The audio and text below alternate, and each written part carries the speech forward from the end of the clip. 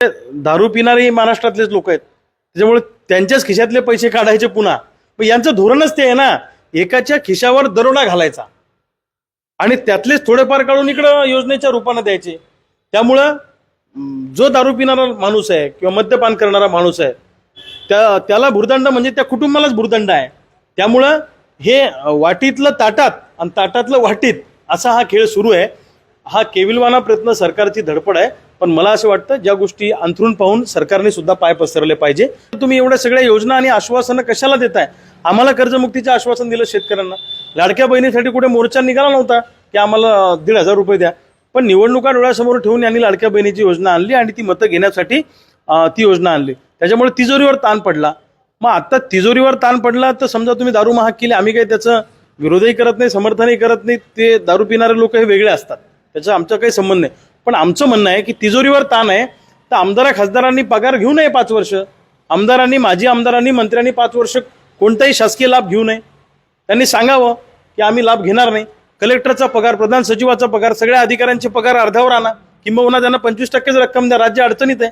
जसा देश अडचणीत आला की तिकडे जवान भारत पाकिस्तानशी युद्ध करतात, तेव्हा जवान लढतात आमच्या सीमेवर, इकडे शेतकरी लढतोय. मग आज राज्य संकटात असताना आमदार खासदार कसे काय मजेत चाललंय, त्यांचं मंत्र्यांचं मस्त चाललंय, सरकारी खर्चातून सगळं होत चाललंय. तर आमचं म्हणणं आहे की आमदार खासदारांचे 5 वर्ष पगार थांबवा आणि दुसऱ्या बाजूला कलेक्टर असतील, अधिकारी असतील, त्यांचंही जरा मोठ्या अधिकाऱ्यांचे पगार थांबवा आणि तो पैसा इकडे उपयोगात आणा.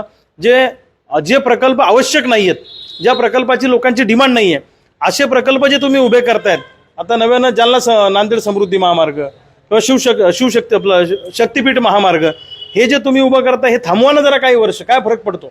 आता मुख्यमंत्री महोदयांनी सांगितलं की क्रिकेटला अजून गरज पडली तर आम्ही पैसा देऊ. अरे सगळं थांबवा, शेतकऱ्यांना वाचवा, अशी आमची भूमिका आहे. शेतकऱ्याच्या खिशावर दरोडा टाकायचा, आम्हाला सोयाबीन कापसावर आमच्या दरोडा घालायचा आणि त्यात 1 लाख रुपयाचा दरोडा घालायचा आणि त्यातले 1,500 काढून बहिणीला द्यायचे. म्हणजे आमचेच पैसे आम्हाला तुम्ही देताय. तर ही दुटप्पी भूमिका सरकारची आहे. जर सरकारच्या तिजोरीत पैसा नाही तर अनेक गोष्टींवर कटोती करणं, जसं की आमदार खासदारांचे पगार थांबवणं, या बाकीच्या गोष्टी केल्या पाहिजे.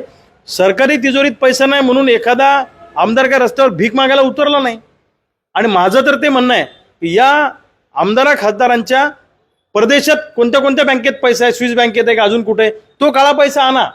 या आमदार खासदारांच्या प्रॉपर्ट्या चेक करा आणि जास्त प्रॉपर्ट्या किंवा अवाजवी प्रॉपर्ट्या ज्यांच्याकडे आहेत त्यांचा पैसा या तिजोरीत आणून लोकांना मदत करा.